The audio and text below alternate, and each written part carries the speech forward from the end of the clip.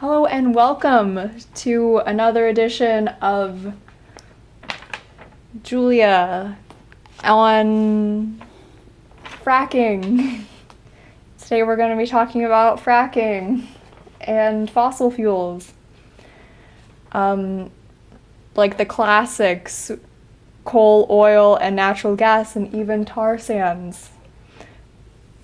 Coal is the dirtiest or least clean burning of the four, and natural gas considered to be the cleanest burning of the fossil fuels, and tar sands is somewhere in between coal and oil.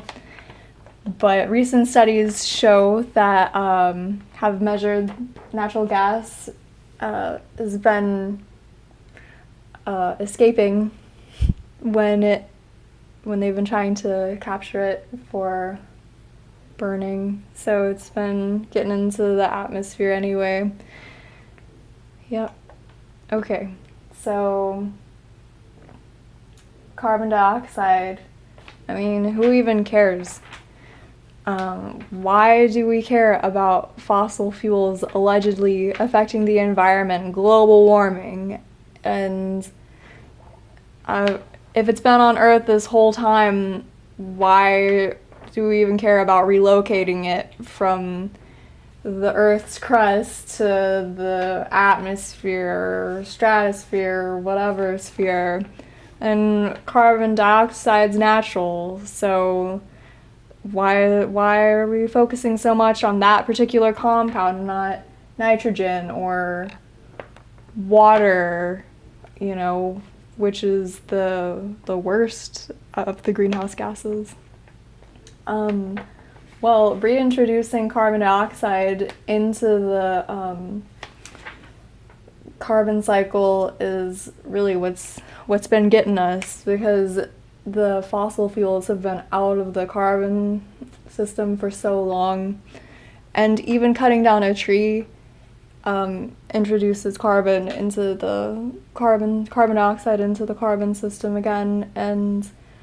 But trees die and decompose and everything, but back in the day, dinosaurs weren't burning fossil fuels, and plants aren't used to absorbing that. So everything's not photosynthesizing at the rate that we're expecting it to by burning all these fossil fuels and causing the greenhouse effect. And why carbon dioxide? Because it's something that is directly correlated with human growth and expansion. It's something that we can do something about. And yes. Okay. Carbon dioxide cycle. Obviously. We got the upwelling in the oceans, and the with the respiration of the algae, and the CO2 going in for the photosynthesizing, and the for the plants and algae. Fun fact, if there were no trees on Earth, we could still survive theoretically if because of all the algae in the sea, but we probably have to stop burning fossil fuels because we would die. And fish respirating and everything, and diffusion, all that stuff. And we're burning some stuff, getting that out, everything's dying. Photosynthesis. Okay. Natural gas. What is natural gas?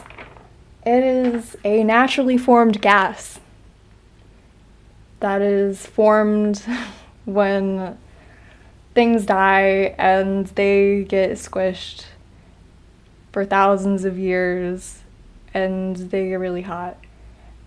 And we burn it, and this is an oil rig, and that's not a natural gas rig, but they're burning natural gas off because it's inefficient to capture it. Okay. what does our state burn for fuel? Or do we use wind or solar? Are we green? Nope. We're the #1 coal state. We're #1. Hey, how do we get coal? Mountaintop removal, obviously. What's fracking?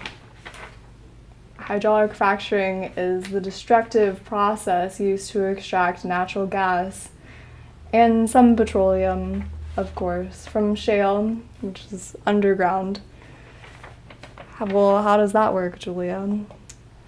Well, first you gotta get your drill and drill straight down, and then pretty much parallel. I mean, it's not always parallel, but it's like that.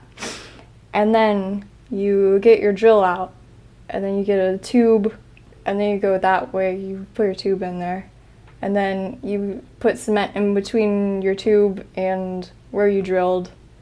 So then you got like a wall, and you get your fracking fluid, and which is water, sand, and a bunch of chemicals and toxins and everything, which they being the government, makes the big business reuse or recycle the fracking fluid.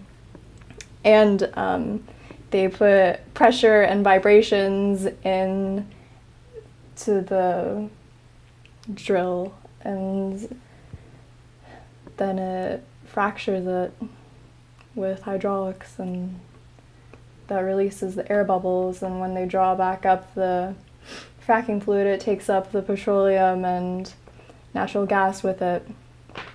Oh, but what's this? Is that fracking fluid? No, silly. That's an aqueduct or aquifer. Is that where people get their water from? Absolutely. That's where people get their drinking water from. Well, that doesn't seem safe. Well, I don't know about that. The government says it's fine. So the corporations say that it's perfectly drinkable. Well, I don't know. Would you drink fiery water? I don't know. I can often hold a standard kitchen match to my water, and like I said, it is unpredictable, but the methane randomly travels with the water, and sometimes it will light quite spectacularly.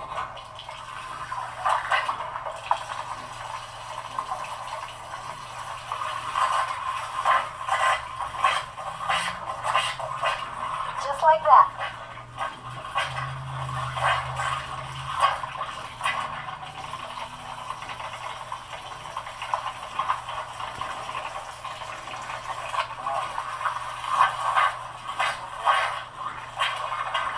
Now, Chesapeake is going to say, well, there's natural occurring methane in the wells already. What do you have? What's your reply to a comment like that? My reply is that their post-fracking test, their own, the methane tested 0.01 milligrams per liter, and since July of 2010, it has tested as high as 64 milligrams. So obviously something has changed. And usually you can, methane, they say as long as it aerates, it's safe to drink, and usually you can see a little bit of gas just aerating out of there.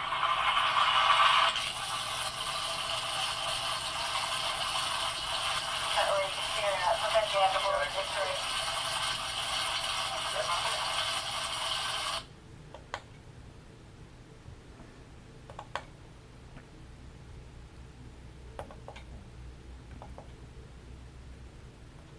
So it's quite a hot tourist spot, and if you want to go hit that up, these are the most intensive drilling areas in the United States, and it's not very good for real estate and property investments, not only in America, of course, but UK, Canada, well, yeah, and alternatives like biomass. It's since prehistory, like burning wood, hydraulics, you know, rivers and everything, solar, you know, obviously, geothermal, that's pretty expensive because you gotta find geothermal, and wind turbines,